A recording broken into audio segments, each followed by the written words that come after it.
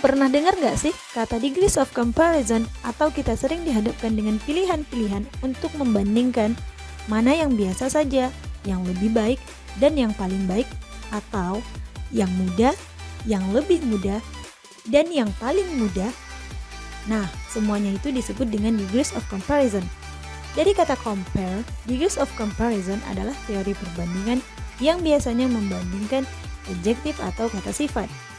Untuk lebih jelasnya, langsung aja yuk kita simak penjelasan berikut. Degrees of comparison merupakan jenis perbandingan yang digunakan untuk membandingkan sesuatu dengan yang lain dengan menggunakan kata sifat untuk perbandingannya.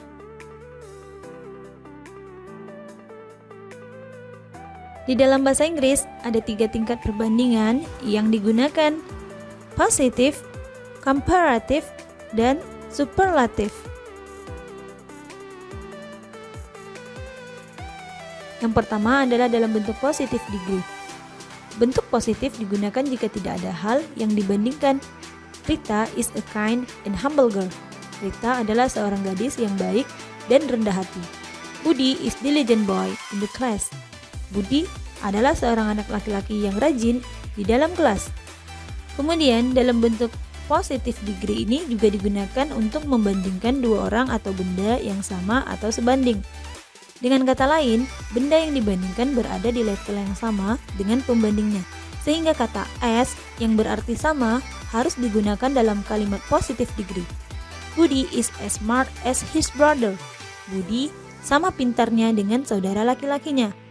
Ani studies as hard as Rani. Ani belajar sama kerasnya dengan Rani. Nah, dari contoh tersebut tidak ada yang lebih maupun saling. Semuanya berada di level yang sama. Budi sama pintarnya dengan saudara laki-lakinya, bukan lebih pintar dari saudaranya ataupun paling pintar. Yang kedua adalah dalam bentuk comparative form atau comparative degree, yaitu membandingkan orang, tempat, atau benda yang tidak setara. Nah, ada 2 cara untuk membentuk comparative form. Yang pertama, menambahkan er di belakang kata sifat dan diikuti dengan kata than. Bentuk ini digunakan untuk kata sifat yang terdiri dari satu suku kata atau one syllable. My house is bigger than your house. Rumahku lebih besar dari rumahmu. Doni walks slower than Yudi.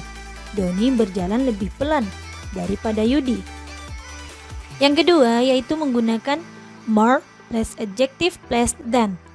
Bentuk ini digunakan untuk kata sifat yang terdiri lebih dari satu suku kata atau bisa jadi 2 maupun 3 suku kata. This question is more complicated than the last one. Pertanyaan ini lebih rumit daripada sebelumnya. The final examination is more difficult than the mid-exam. Ujian akhir lebih sulit daripada ujian pertengahan.